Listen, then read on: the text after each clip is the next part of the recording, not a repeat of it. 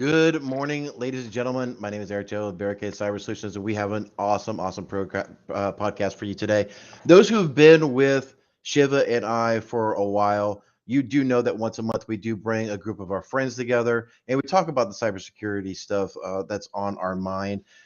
Just to kind of mess with Jerry a little bit. I think that's how he got what's on your radar type thing, but I digress a little bit. But definitely strap in. We are being broadcast on, I think, 6 different code channels at the moment. So I do know the thing will be or we will have some wide participation from everybody and look forward to it. And with that, we will go ahead and bring everybody in and make introductions, and we'll get started. So thanks for joining everybody. As always, my good friend Shiva, how's you doing? Morning. Good, that instant coffee of yours. I'll be bitter. You'll be bitter. Mr. John Wetzel from Recorded Future. Good day, sir. Yellow. Mr. John, I will not butcher your last name, from Blackpoint Cyber. What's up? Live via the RV and Starlink. It works. Mobile Good Command job. Center. Mobile I command center. I like it. Dude, that takes you back to 3-letter agencies, I'm sure.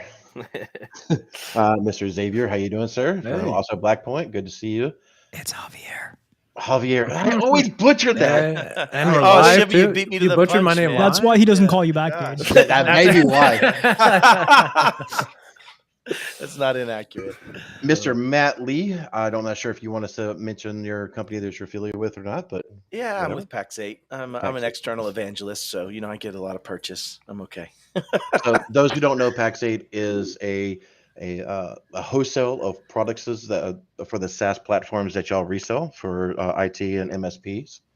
Yep. And our good buddy, also Mr. Vince Crisler with Dark Cube. Hello. How's Great to see everybody going? everybody. So what is going on? It's been 2, maybe 3 months since we've held one of these things. It feels way overdue. So what's everybody up to these days? Who Not wants it. to go first?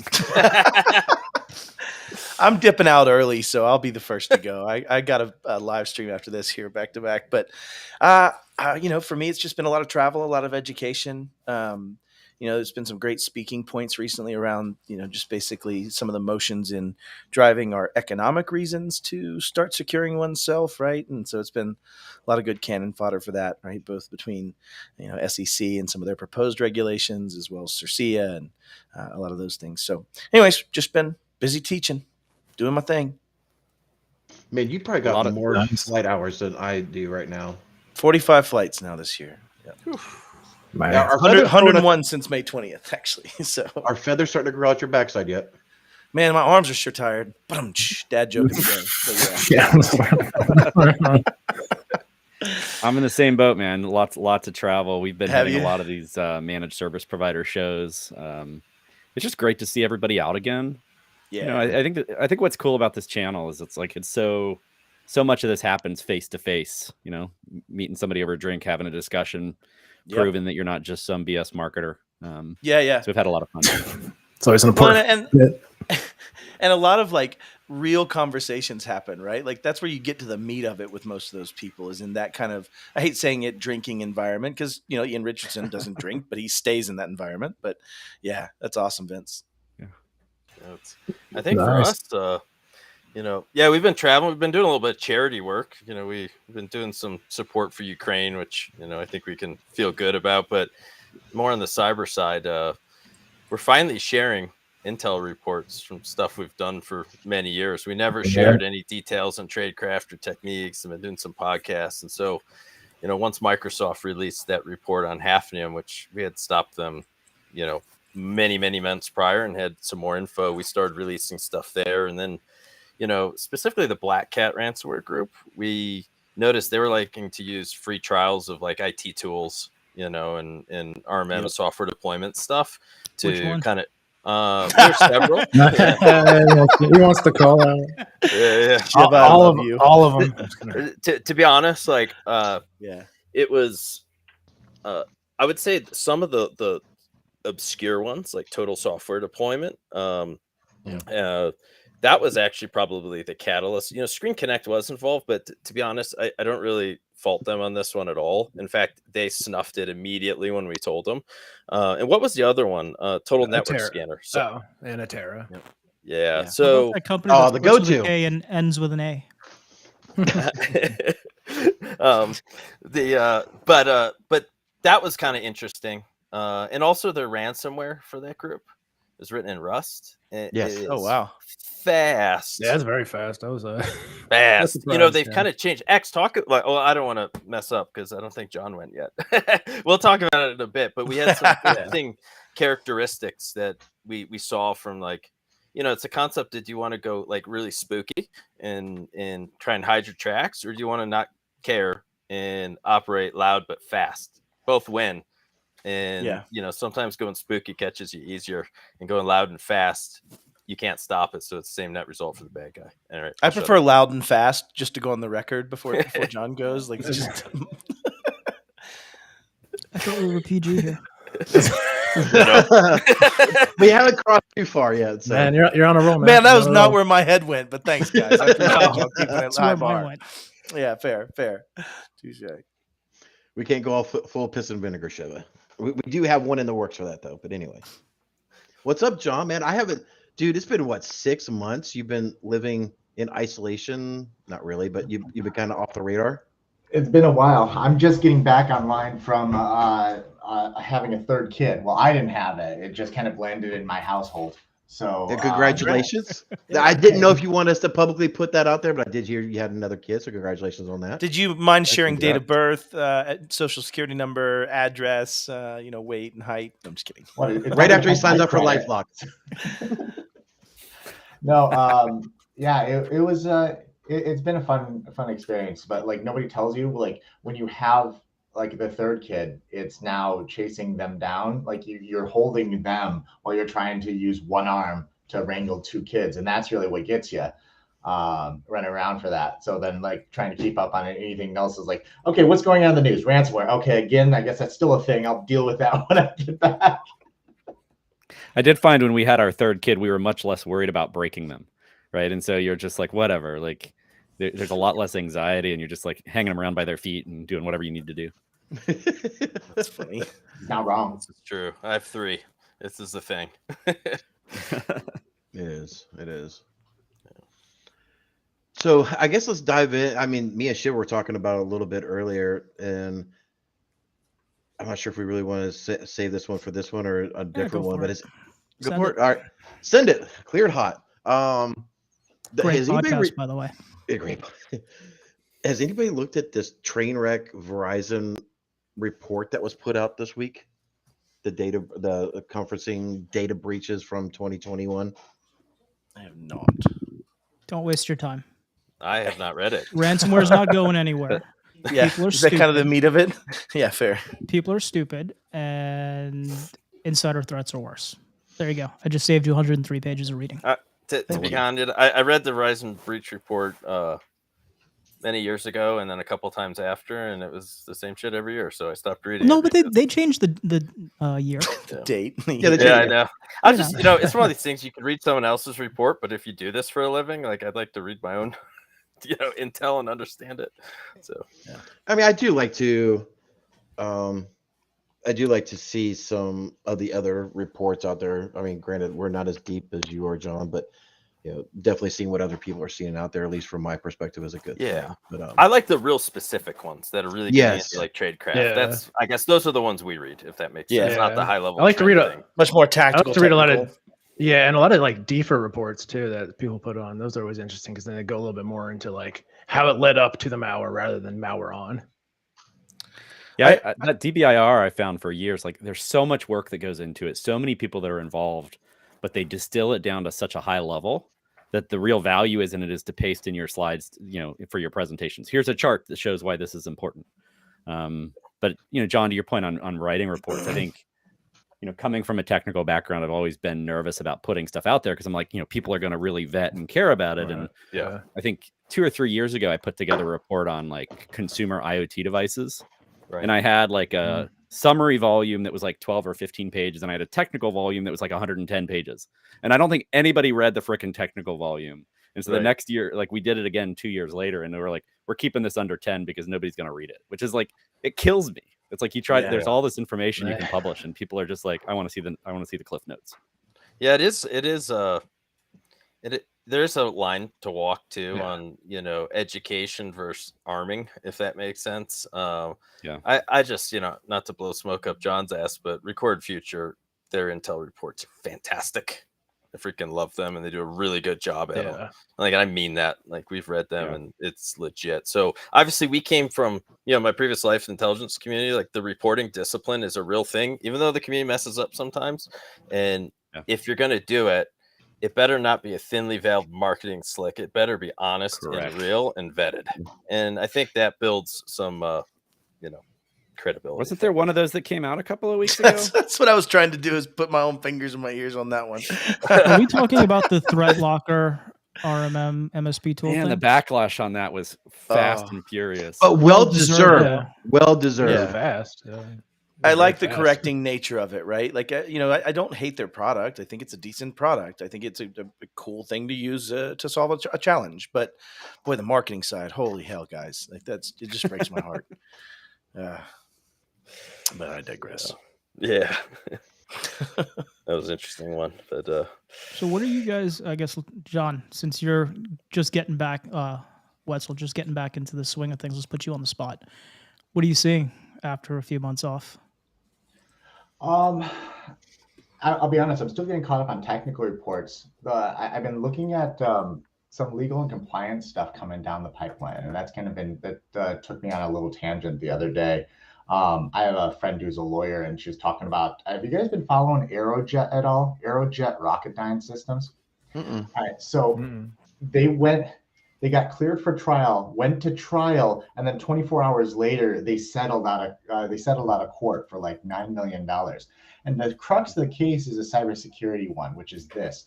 Their former senior director of InfoSec sued them because he said that they weren't in compliance with cybersecurity regulations. Both basically said that they were out of compliance for kind of best practices for DFARS, and that he also sued him for wrongful termination.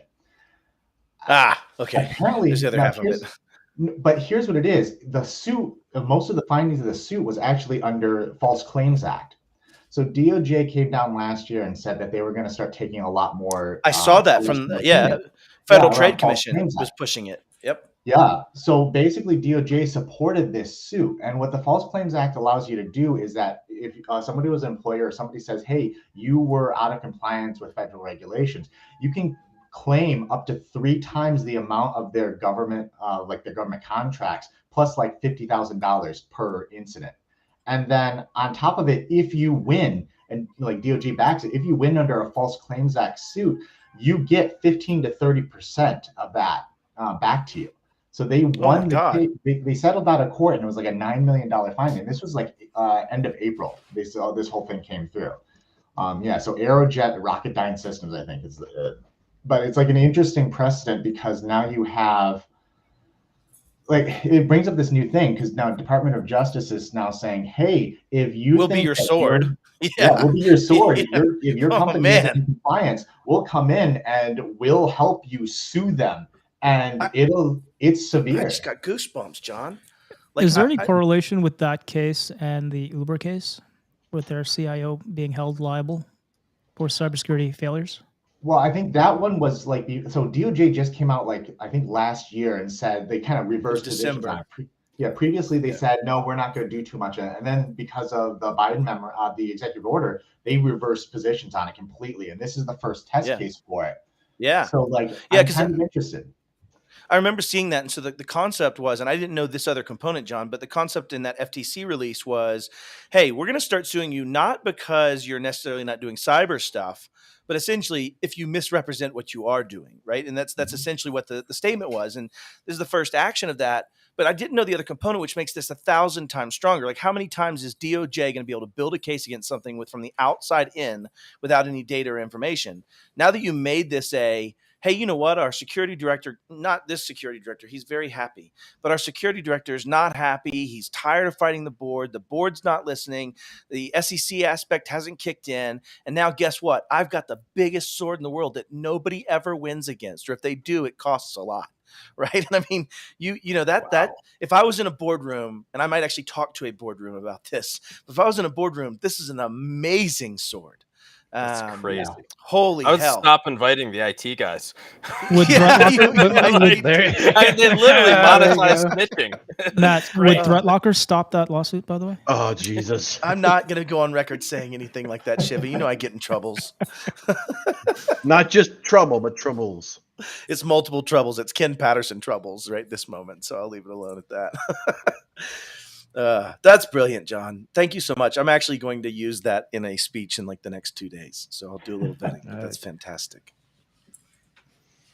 How about you, John?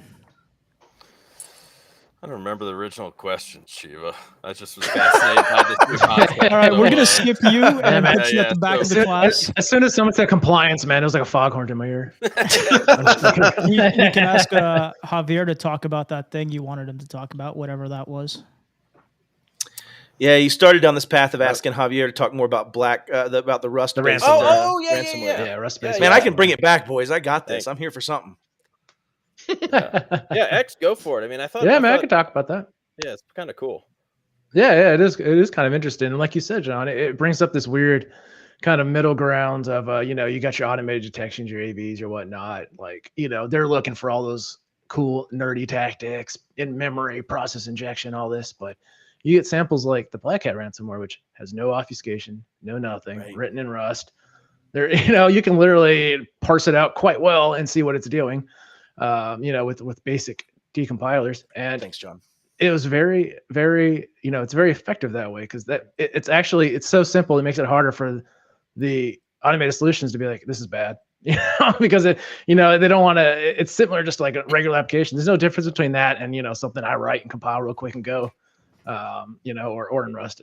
Well, and actually, the other part is even a lot of the kind of canary tactics. It's so freaking fast. By the time you trip that, Yeah. it's still smashed like 50-60% of the box. Yeah.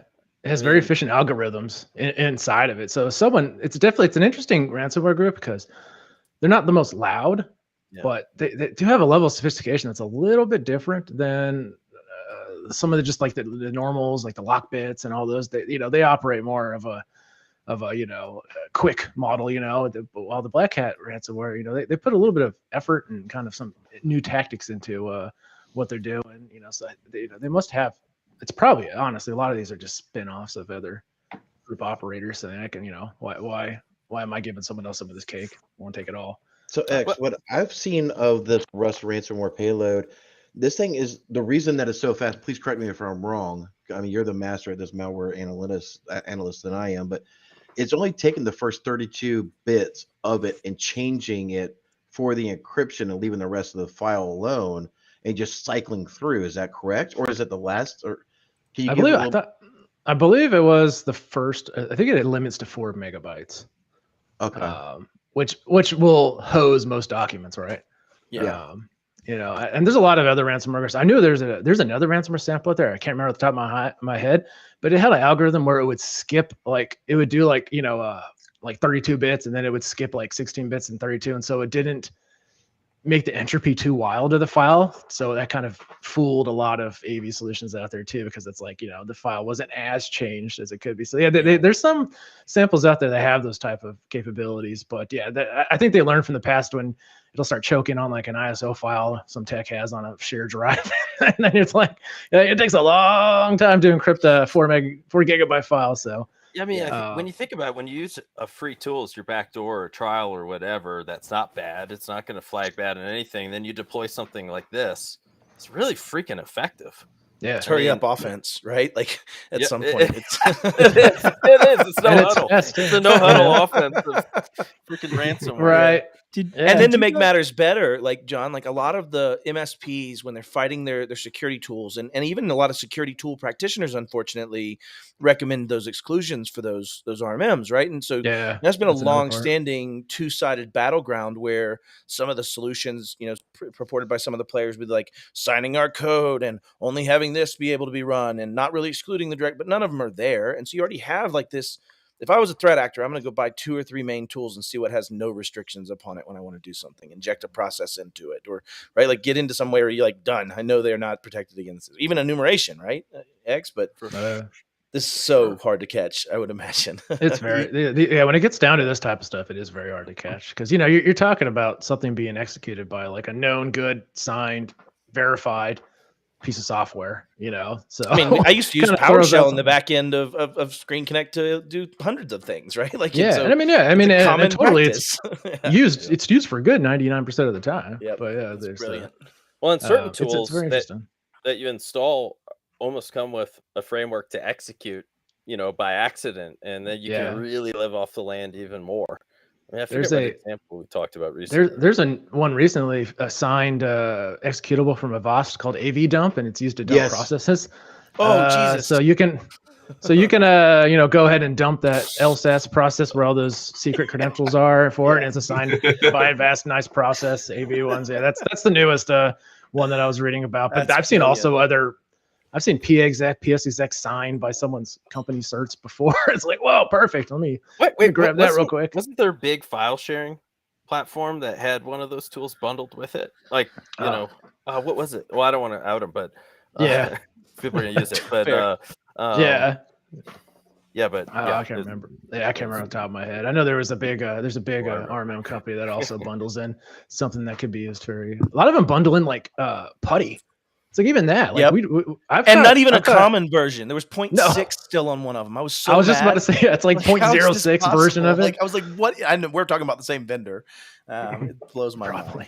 And I'm just like, wow. And I've seen the threat actors be like, oh, putty's here, thank you. Let me make a reverse tunnel back to my hacker server. Thank you for reverse SSH. Tunnel some RDP. Yeah. It's like, well, thank you for that. No, because they definitely are blocking 22. This isn't up. We're fine. X. This isn't possible. They're I thought you were supposed to allow all change SSH ports. Yeah, just any and just go about to that. Yeah, man. No one runs SSH over 443. That's dull. Yes, not even possible. X, I got a question for you on the Black Cat thing you brought up. Yeah. Last week, CISA put out, CISA, however you pronounce it, weak security controls and practices routinely exploited for initial access. Are you familiar with that one? List of about 10 things that they're telling you that most people don't harden. But to be fair, they also just added Heartbleed to the known exploited list, right? We were 2004 or something. We were talking about sometimes these threat parts get delayed a little bit when they come out of. Well, no, the reason I asked this is because you guys are saying that Black Hat is fast and loud.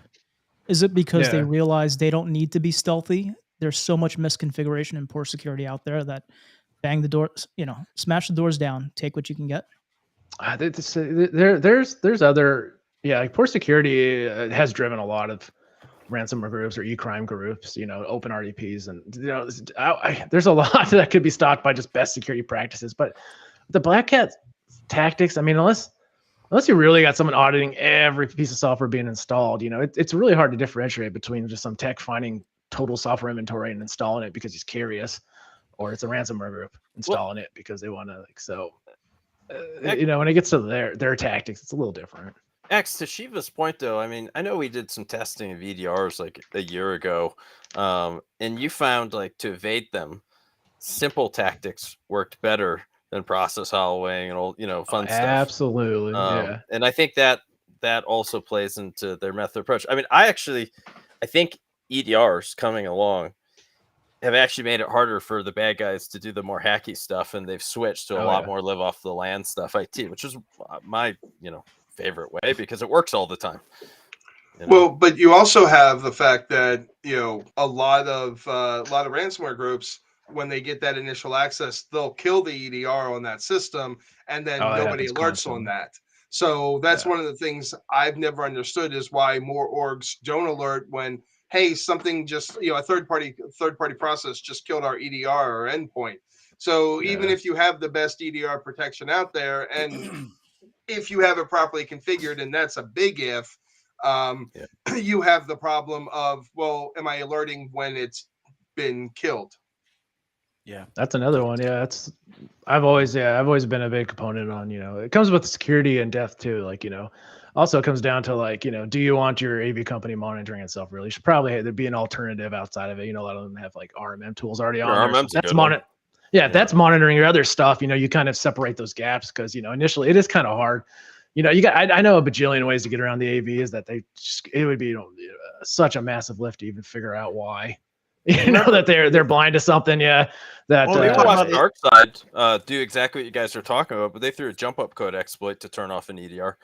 Yeah. Because tamper protection, like when you actually look at a lot of them, a few of them do it really well, but a lot of them have some sort of fatal flaw in their tamper protection. And it's how much of that, John, how much of that is affected by doing good hygiene, like not having local admin or restricting applications that can run to certain applications? Like, you know what I mean? Like those are the things where my mind goes back to about 60-70% of the methodologies to evade an EDR probably go away, or am I just living in a pipe dream here, X?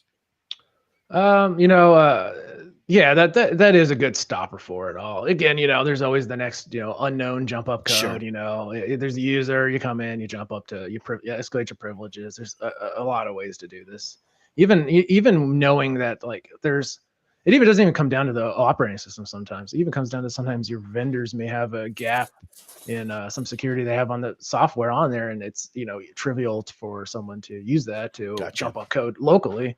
So I mean, it does help though. File, like Defender's file attack that you could use, if I remember. The side loading, that's what I'm actually getting towards. Yeah, side loading is a huge, hard one to solve. Yes. But Matt, I think you're right, man. If you take like the ability to be a local admin that may have the same account on other computers to interrogate and learn about your environment, it makes it so much harder and slower for the bad guy. And then the level of sophistication of the operators to go way, way, way up. Yeah, sure. And that's when they start triggering the AVs a little bit, because they have to start getting a little trickier, a little obtuse, and then they start coming out more. But yeah, having shared local admins across machines, it might as well just have domain access. Admin access. It's the same thing. Yeah. So yeah, having shared local access. They put /users in the local admins, or if you will. Yeah, it's not great. Yeah, in the local. Yeah, might as well just add them to the domain admins. Solves a lot of tickets, right? Yeah, it's great. Convenience first. Well, like Matt, we stopped the nation state again the other 2 weeks ago. The one you told me about. I sent you a snippet of that, but that one again, they were running a DMZ, which I think they need to be dead and shot in the head. That's because everyone screws up your rules, right? Between outside and inside. It's so easy to mess them up. And these guys, they had that set up, so that was a knock against them. And then it was Cold Fusion exploit ultimately. I know. That was so brilliant. Why is Cold Fusion doing net users group lookups? Right. Like, this doesn't make sense. Right? And what did they do? These guys were so nervous about getting caught. They got caught anyway, but they're so they did like one transaction a day or something. Like they'll do one like command a day. Yeah, it's literally very slow. Yeah. But that's we had a case about 2 weeks ago where a malware was stealing credit card transactions in the network, putting up to a text file. And this is, I mean, actually probably familiar with this. I know John and Allan definitely will be, but they would take and write it to it, exfiltrate that text file, and then timestamp that text file. They would delete it and then recreate that file real quick. So your original time and date was still there, but you open it and it's blank. It's a whole thing inside of Windows of time stomping. So, we kept seeing malware getting and traction going to this text file. Like, what the hell is going on here? It's like, there's nothing in here, but everything is writing to it. So we actually had to actually do a Wireshark to actually find all that stuff. And then we actually seen it in the alternative data streams. I was just bad. There's alternative data streams. Yeah. Yeah. To be honest, it took me a little bit. It's like, crap, I didn't think of that. And it actually had in the alternative data stream where it was uploading that file to a mega share. I'm like, why did you even put that in there? But I was glad that they did, because then it gave me that clue. Right. But yeah. And that's kind of how they get out of that, air gapped part, they'll SMB over the data from, the scrape it out of memory, SMB it over, and then find something else to hook it in and get it out. Yeah. It's really, so it's not all. I say that to say it's not always cut and dry, right? So and you're absolutely right. Yeah. So I do see a lot of. We had a couple of cases over the past couple of weeks where we all seen Sonic Wall being, the forefront of many issues with some of their versions, and just seems like a lot of people are not patching. So that's kind of Vince's world right there for the most part, especially with firewall, syslog monitoring and everything. So definitely be patching your damn firewalls, people. Yeah. We've done a little. We've done a little research lately on this. Have you guys heard of the BPF door stuff? No. Yeah. Like it's kind of like this obscure thing. They've attributed it to a Chinese group, to Red Mention, but it's a Linux-based malware that uses the Berkeley packet filters to watch for commands in random packets.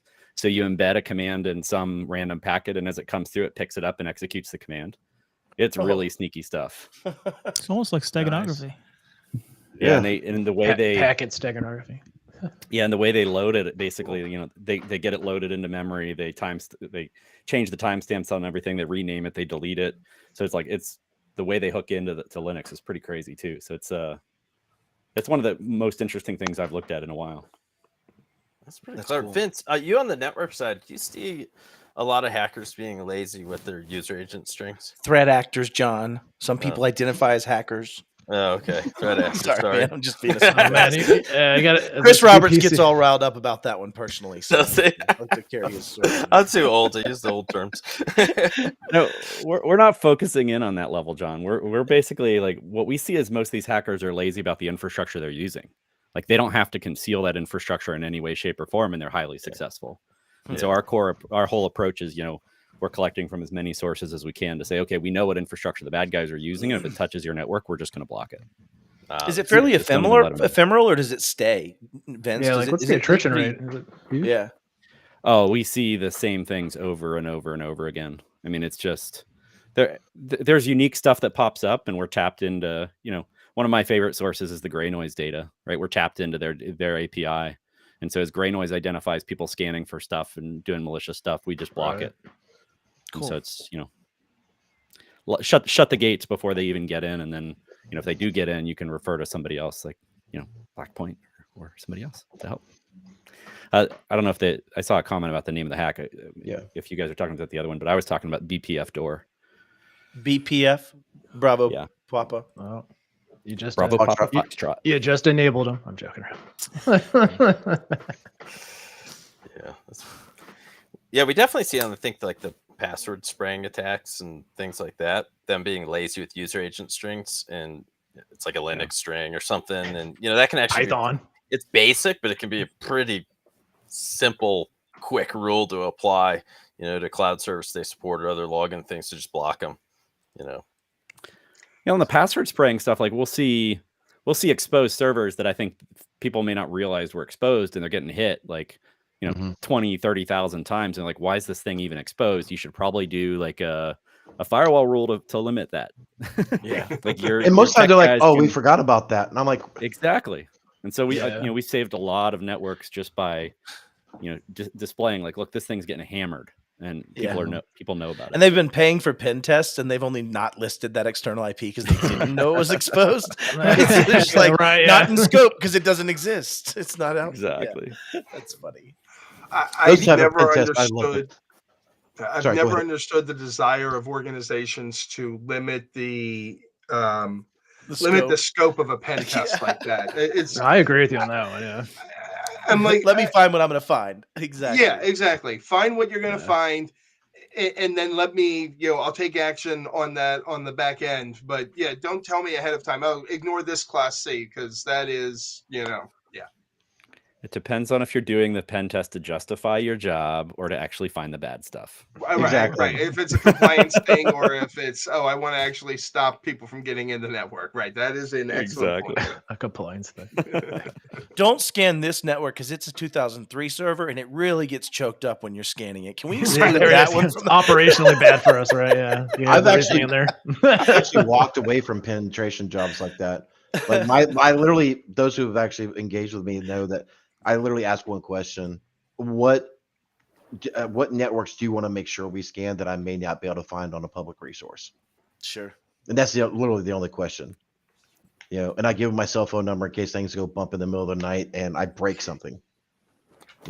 We're not going to just not scan your entire C-class. I don't care. I got something on my radar, Eric, and this is an Eric Taylor radar point, but also kind of me tangentially. Did you see the change in DOJ about prosecution of good faith hackers and threat actors or people in our situation? Like, you've done that with me in my company before, right? And I've done that with many people about it. But now you almost have some legal protection potentially. I mean, I didn't dig deep into it. So, John, have you dug into that much on that DOJ announcement 2 weeks ago? Yeah, it's kind of in the same envelope as some of the other DOJ changes there. It's interesting to see DOJ start getting more and more involved with this, because on one hand, they have the compliance thing where they're saying, hey, we're going to get tougher on companies that are falling behind. But on the other hand, they're actually saying, listen, if you're trying to take the positive steps, if you're trying to contribute to be part of the solution, we're going to actually be supportive of that, which is weird to me because it's also from DOJ and FTC who's leading it, as opposed to it coming out of CISA or anybody else kind of saying like, we're going to do it. It's kind of from the legal arm of saying, we're going to try and be good lawyers now.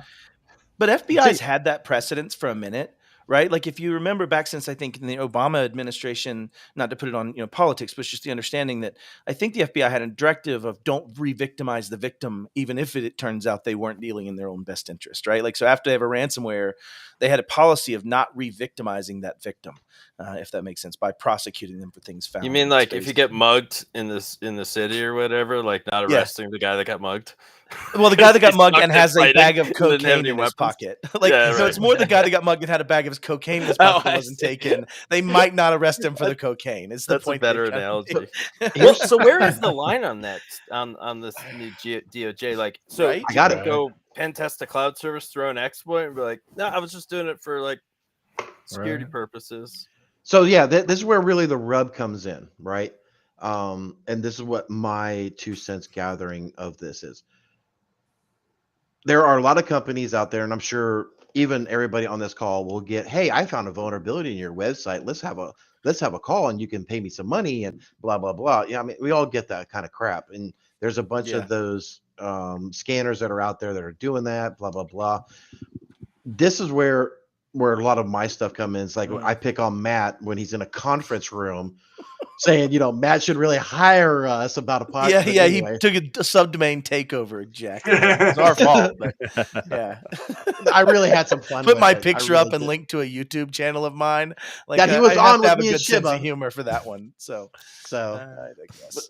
But anyway, yeah, it was. It was funny though, because it was tongue in cheek saying, "Hey, here's Matt talking about why you harden your infrastructure and hire pen testers on a subdomain of ours." Right? But that's very different when the guy doing it knows the object. Exactly. Like, you guys have true story. A relationship. Yeah, we're right? friends, right? Like, so that makes it. If you didn't know who he was, I get you. your entire outlook would have been completely different. Oh, yeah. True story. Well, I think and that's where it comes in. It's like if a company has an actual vulnerability disclosure program, a bug bounty program, things of that nature, that's where I think this DOJ applies it to at least a federal level. I can't go and just start attacking Blackpoint Cyber for some weird reason. And oh, really? Yeah. That sounded a little close to home. It did. Matt, I hate to tell you, you're not the only one. That's funny. I love John. He's been very nice to me. But anyway, you can't just go and randomly start screwing with people's networks and not expect repercussions. So, like if you want to go test, I imagine where this comes in is if you want to start testing federal infrastructure and do an honorable disclosure and say, hey, I mean good. I'm coming to you in good faith. Here's where it came in for me. And Shiva, you go ahead. You look like you were poised to say something. I have a thought on that. What if that is to protect people who do it through a vulnerability disclosure program who are threatened by the company saying, if you disclose this, we're going to sue you? That might be where this comes into play. I think that's more where it's going. Yeah. to just Maybe. not let the big guy scare the little guy. Here was where my argument comes in. So the Netherlands has this as an already like default methodology, right? Like you could literally hack into a Twitter account of a United States sitting president and you will be prosecuted by them just to have it on record that you were found innocent, right? So like this is actually coming from the guys over at whatever it was, Divid, yeah. But the point is, like, here's where I think this comes into play. I did a research project. I looked at 50 cities and I pulled up how many Unify controllers I could find in Shodan that were still there. And I had to go to it because it was Ajax. It would tell me the version, right? And I strung together Log4j and PwnKit that were both vulnerable in that version and was able to gain root and patch the end Unify controller. Like that's where I think this legal protection kind of was great. So wait, Matt is now the FBI. I did proxy log on shell, right? Yeah, I did proxy shell protections. But I was saying I could have done that, right? I could have run one Python script to execute almost all of that by just pulling Shodan API and executing across, checking to see if the version's vulnerable and moving forward. See, Matt, if you use Dark-Cubed, they would stop that. I was just about to say from Shodan, not Dark-Cube. Yeah, I agree with that statement. I got that email. Just in case you're wondering. This is a point of contention. We got some interesting responses back. Like people are like, "How could you block Shodan?" I'm like, "Look, like easily, you're gonna have stuff that's vulnerable." It's brilliant. Yeah, I mean that's an excellent idea because you don't want your potential weaknesses being broadcast on a public open resource like that, right? Makes it easy for me. Just little queries. And, I don't know where like the line is. In my opinion, the line is, I think, as soon as you execute code, you go but that seems to be what the legal protection is but if you did I feel that, like I don't know. Yeah. Maybe I haven't read it, so I have no idea. I'm just saying, just blaming me. I feel like once you execute code and the other side doesn't know you're doing it, I think you've kind of crossed this magic threshold. I think even if it's just like, apt update, is that acceptable? I don't know. I think it's once you execute code and someone didn't ask you to do that, you just walked in my house. I didn't ask you to come in. Thanks for coming in and vacuuming for me, you jerk. I was about to say, I feel like someone coming and cleaning your house and then leaving. Be like, your door's unlocked, so I cleaned your house. I just mowed your lawn. Mowed your lawn. But now pay up, sucker. Yeah, no doubt. The window. Now that's ransomware. And that might be the other side of it. I don't know that I could ask for money for that and have legal protection, right? I think that might be it really is meant to deal with the good faith threat or hackers in this case. But yeah, so. I think I want to protect folks. They're like, I think we found a vulnerability, and the company's like, "F you, I'm gonna crush you." Yeah, I've had that. That's a whole. That's a whole different. ConnectWise and Bishop Fox. That this was is not well Matt publicly. It for whoever's listening. No, that's publicly out there. I said it to their sales team. Actually, I said it to their sales team at their sales kickoff. I punched them over that. It was right as that was kind of all happening back in February of 2020 or so, and I was like on the stage and I was like, "They're not going to throw me out at this point. They've already paid for the flight, so let's." It's already paid for. What damage can that cost now? Yeah.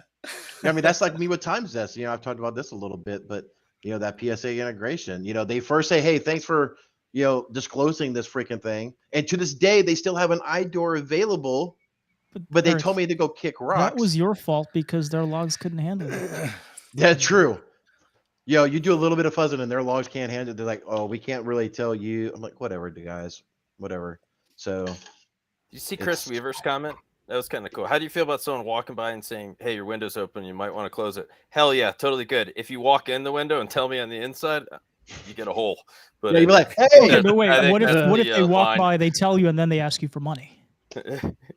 Well, I think the other side of this too, like I found a vulnerability in your premise. You gotta remember, like the federal government is not one entity. And like, so you have a lot of different moving parts there. Like, I know we talked about the FBI being like, "Oh, hey, they used to try to enforce this anyhow."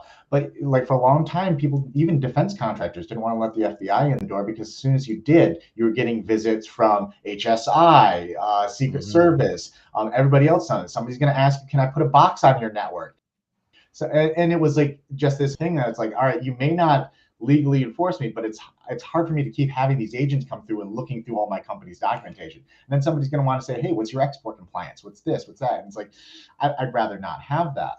The other thing is with DOJ putting out the memo, I think the other side of it is them trying to send a signal to the rest of the federal government saying that, listen, if you're going to have people who are voluntary, like kind of giving us stuff, let's do that. Even if they're asking money, that's a business problem. Let's let them deal with it. But what we don't want to have is this stuff coming to light and then us having to go back and forth, like legal compliance. Let's remove one part of that equation from it and try to set a precedent of how people should be going forward with this. It makes a lot of sense to us, but on the other side of that equation, on the government legal side, like you guys are worried about marketing people, I worry about the lawyers. And that's really where good thought goes to die of hey, who should we go in there? What should we do? Should we prosecute? Should we not prosecute? Comes into play.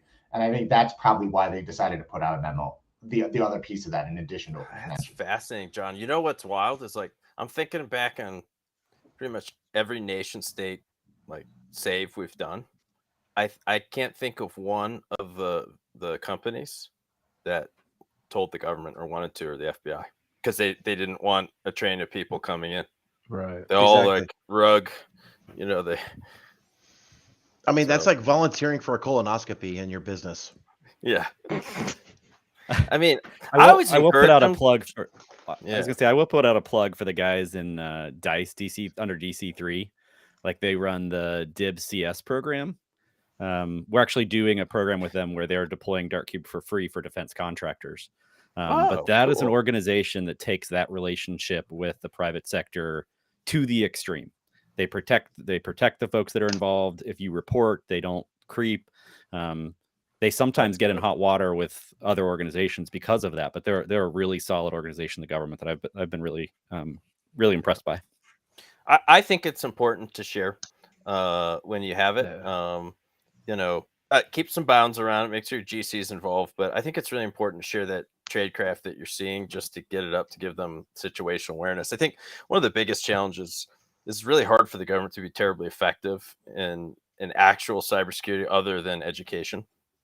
Because the way our intelligence services are set up, like NSA can only focus outbound, FBI only inbound. So there's no one that has a great view that they can bring it all together, that it's not fully wrapped in crazy legal processes.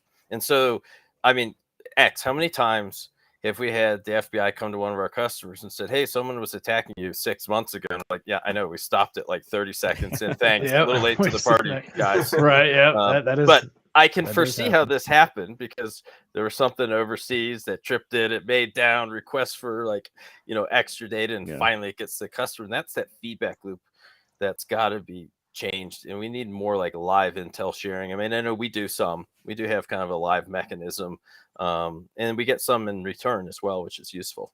But it's really, really important. It has to be, speed matters in this game. Well, I don't know if I've ever talked about it here, but that program at DoD, what's happening on the back end is they're giving us their sensitive government indicators. We're including that in our scoring for just those customers. It's an AWS GovCloud. And so we're detecting and blocking threats on their indicators. We're also doing all of our other stuff, but then we're sharing the metadata, the summary of the metadata, like port protocol, source, destination, data volume.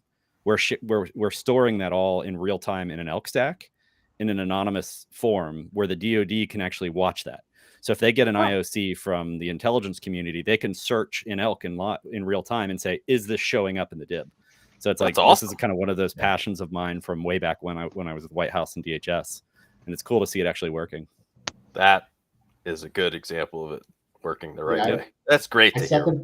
I second the thing around DC3. I got most of my training out of DC3 when I was with the government. They're great. They're a great organization, and genuinely want to help out and not be intrusive. I think the flip side of this too is thinking about it in terms of we talk about the government network as if it's, you want to talk about networks that don't really have a solid boundary, right? You can talk about the gig, you can talk about what DISA has under their purview and stuff like that, but you're forgetting about the hundreds of other federal networks that are operating, some on Jabbers. There was literally one CI guy, I think, at the Department of Agriculture, and that's all. That's why did they need intelligence? I don't know. Maybe they need to be able to coordinate and work with other teams on that. There are and that's just counting the actual government owned assets, owned by the federal government. You have a lot of weird assets that are hybrid owned, fusion centers, who owns and controls what thing. And then you have all of the other things that kind of fall under that weird, defense contractor type of area. Who owns the classified network? Well, technically the government does, but it's under the purview. And so you get those weird boundaries there that go out incredibly far. I think far much further and they're much more impactful, even overseas, than people necessarily think about. So like, who owns those things? And it's really, we talk about wanting to try and have this, public-private partnership where we're sharing information. Well, I mean, I would personally be happy if just anything that touches something that's federal government, not even state, just federal government, had sharing of its own. Like, they could understand and get their hands around that type of network, because it's truly massive. Yeah, very distributed, lots of agencies, overlapping authorities. It's a challenge for sure. There's no question. Well, maybe I'm not tick quite sure where to share stuff effectively still. I came out of there. I spent 12 years at the agency. It's crazy. Well, maybe tick 3.0 will solve it when tick 2.0 or tick 1.0 didn't. Yeah. What do you guys think? CMMC is going to come down next year. CMMC 2, and that's going to solve all our problems. John's going to make us all drive into traffic. Just make it CIS and call it a day. Thank you. At least they tell you what to do. I really like those frameworks. It's like, change this configuration to X. Good. Thank you. Yeah. Moving on. I'm a big fan of the CIS stuff. Big fan. So, I mean, we're getting close to the top of the hour, and I do want to be respectful. Allan was able to finally be able to join us, and thank you, Allan. So I know you've been traveling. I'm sorry? I have one question for Allan. That is the most important question ever. You got it. Did you lose your sense of taste? Oh, God, no. Okay, then we're good. No, I have would more questions. That's it. Well, so I have my next sommelier certification scheduled for June 7th, and when I tested positive, like, I spent the rest of the day sniffing everything I could to make sure that that's why I asked, because we got to put the important things first here.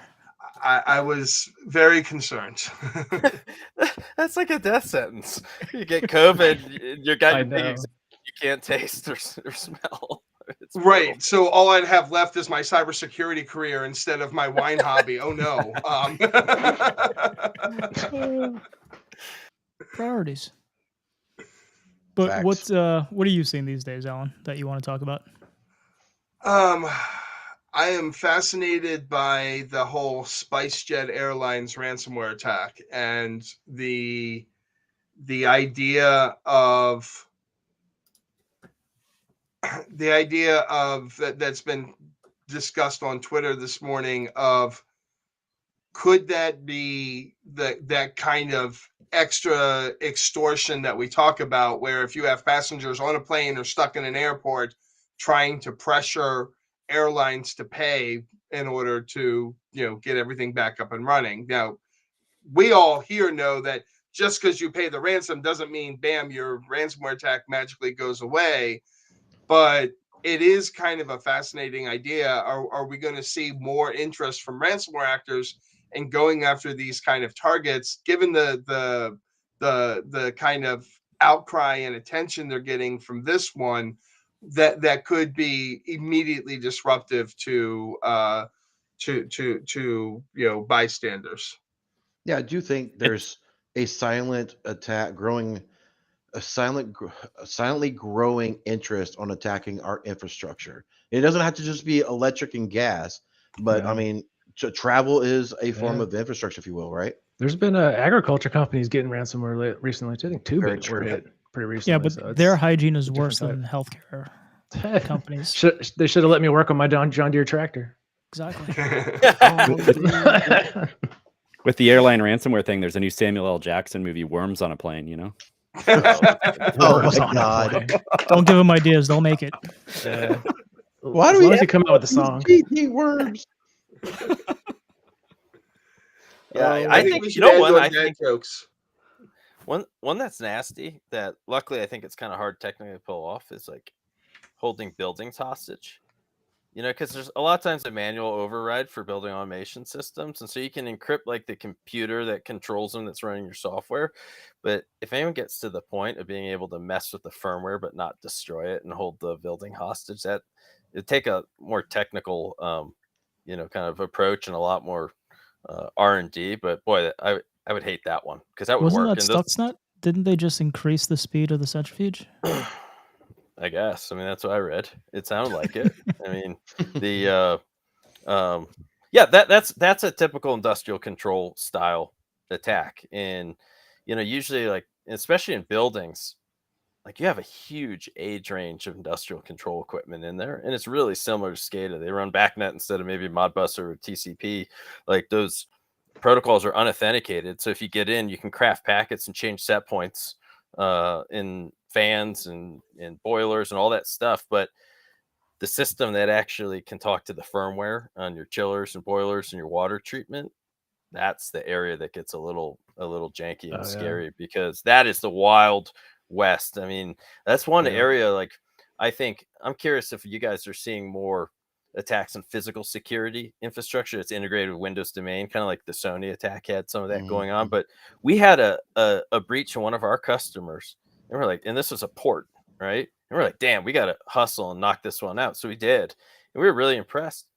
It turned out to be the federal government doing an actual pen test on a port critical infrastructure. They did a freaking great job. I forgot about that one. Yeah. Got to give them credit for it, but people got to look at that a lot more. And I highly recommend separating your badge swipe off. All the vendors tell you to integrate that with Active Directory. So if you fire someone, you can delete their account and their badge swipe's gone. It's a terrible idea, because if you get ransomed, it smokes your entire physical security infrastructure, like, immediately.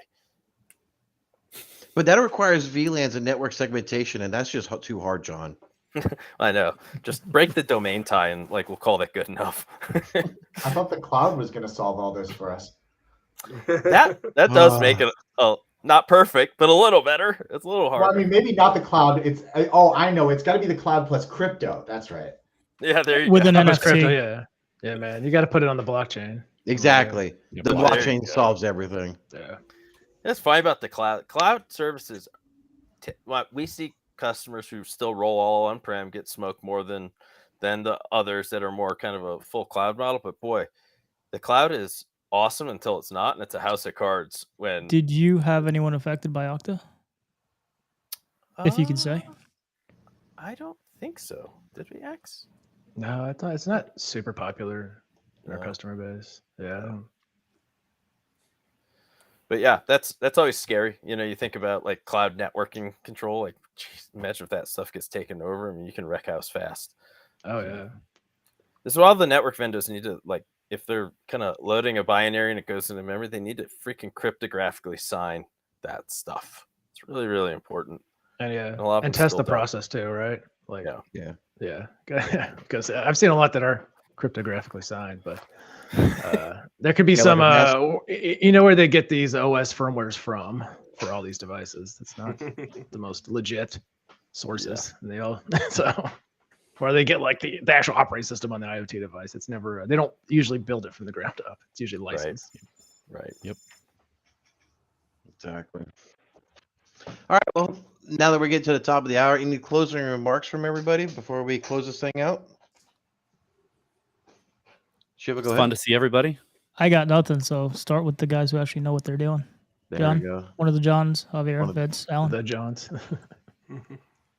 No, I would just say thanks for doing this. It was too long. I thought we were doing this every month. I was all ready. So I'm in. Next month. This is fun. I think it's really good to get people like unscripted, no sales bullshit. Right. I'm so tired of these thinly veiled sales pitches. Let's talk honest and real, be educational. It's better. But make sure you give both Johns, Vince and Allan your money and buy their products. That's very important. They can't say it, but I can.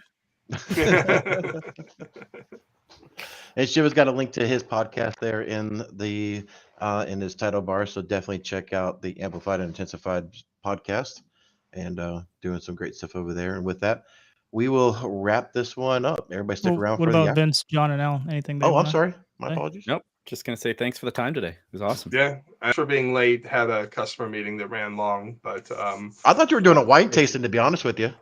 I wish. Sadly, I'm not allowed to leave the house, but I still have meetings to go to. So, and you can still drink wine at your house too. Yes, absolutely. Yeah, thank you guys for inviting me also onto this. You know, we also have our own podcast too, called The Unfair Fight for Blackpoint Cyber. So look out for that. Go check it out. It ranges all over. It's not even just cybersecurity sometimes. John's has high level athletes. It gets a little bit outside of just cybersecurity. So a little bit for everybody. Yeah, the Recorded Future just launched their new their podcast with I forget the Tina. Was a pretty good. That's a pretty good podcast. Highly recommend it too. Yeah, that's awesome. It did take me a couple episodes. I'll be checking that out. It did take me a couple episodes to get adapted to her style. You just got to listen faster, man. That's all. Listen faster. That's the name of the game. All right, let's get this thing closed out. Thanks everybody for tuning in. Please like, subscribe. Please share this with somebody you think you'll find value with this thing. We want to be able to spread this message. Please subscribe to us as we try to expand this thing and be able to make this thing grow. Until then, thank you so much for joining, and we will talk to y'all next time. Take care.